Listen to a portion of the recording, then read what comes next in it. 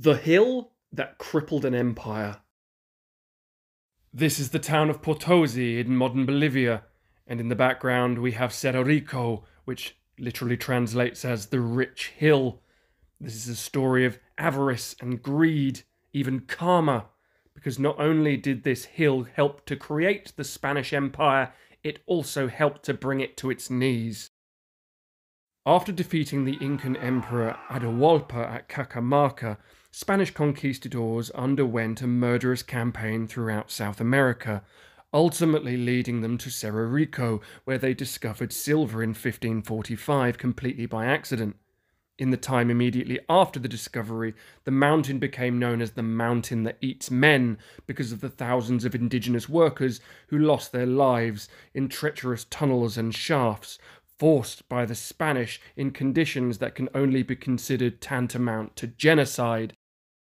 Over the years, upwards of 500 million ounces of silver flowed from Cerro Rico.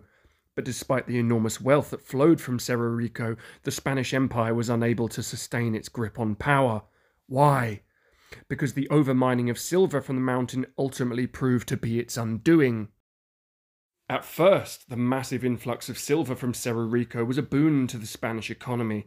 In fact, so much so that the world reserve currency between the 15th and 18th century was largely comprised of pieces of eight, something you might be familiar with from pirate movies, but was actually comprised of silver that had originated in Cerro Rico. The silver was used to finance the country's military campaigns, build grandiose cathedrals, many of which can still be seen to this day, and import luxury goods from all over the world.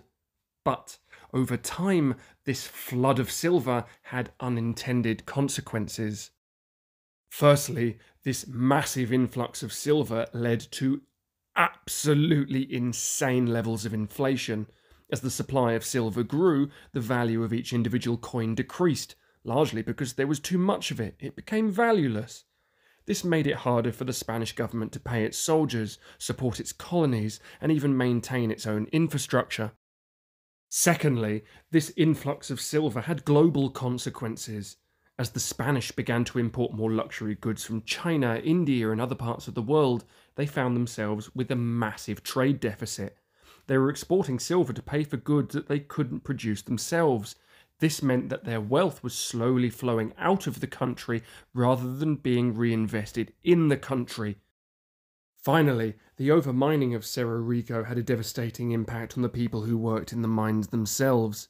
The indigenous population was forced to work in inhumane conditions, with nothing more than subsistence pay and no protection from the toxic fumes and dust that filled the mines. As a result, thousands of workers died from lung disease, cave-ins, and other accidents. In fact, one of the mechanisms for purifying silver is to use mercury. The deaths from this were so overwhelming that parents would maim their children just to prevent them from being called into the mines as forced labour. In the end, the Spanish Empire collapsed under the weight of its own wealth.